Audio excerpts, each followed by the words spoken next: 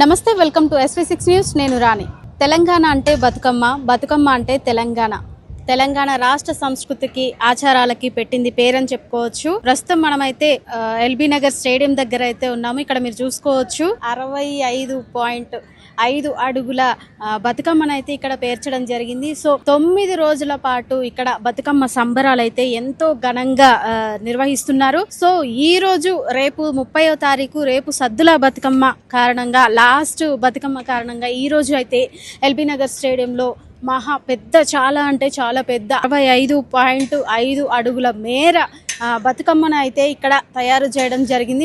మీరు విజువల్స్ లో చూస్తున్నట్లయితే ఎంత చూడముచ్చటగా ఉందో చూడండి. చూడటానికి కూడా 2 కళ్ళు కూడా సరిపోలేనంత ఎంతో చాలా అందంగా అలంకరించినట్టుగా మనకైతే కనబడతా ఉంది. అంతేకాకుండా ఈ సంవత్సరం దీనికి ఒక స్పెషాలిటీ అయితే ఉంది. ఏంటిది అంటే ఎల్బీ నగర్ స్టేడియం లో Guinness book of world record, Guinness book లో ఎక్కించేందుకు కూడా ఈ కార్యక్రమం నిర్వహించారని కూడా మనం చెప్పుకోవచ్చు.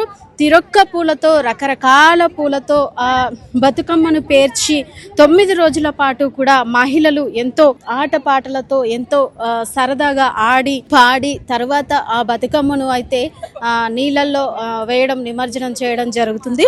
అదేవిధంగా ఈ సంవత్సరం ఇక్కడ ఎల్బీ నగర్ స్టేడియంలో అయితే 10,000 మంది ఆడపడుచులతో ఇక్కడ బతుకమ్మని ఆట ఆడడానికైతే ఇక్కడ నిర్వహించడం జరిగింది. ఇక్కడ మీరు చూస్తున్నట్లయితే చాలా అంటే ఎల్బీ నగర్ స్టేడియంలో చాలా విశాలమైన వాతావరణంలో మనకి 10,000 మందికి కూడా సరిపడా ప్లేసు తయారు చేసి ఇక్కడ 65.5 అడుగుల బతుకమ్మను అయితే ఇక్కడ పేర్చడం జరిగింది. ఇక్కడ మీరు చూడండి 10,000 మంది ఆడపడుచులతో ఇక్కడ బతుకమ్మ ఆడుతూ పాడుతూ ఎంతో ఘనంగా నిర్వహిస్తారు. అదే విధంగా ఇక్కడ మీరు చూస్తున్నారు కదా, ఎల్బీ నగర్ స్టేడియంలో ఈ సంవత్సరం ముఖ్యంగా చెప్పుకోవాలంటే Guinness book of world record ఎక్కించడానికైతే ఈ కార్యక్రమం నిర్వహించడం అయితే జరిగింది. 10,000 మంది ఆడపడుచులతో ఇక్కడ ఈ కార్యక్రమాన్ని అయితే నిర్వహిస్తున్నారు. సో ఎంతో విశాలమైన ప్లేస్ కూడా ఉంది.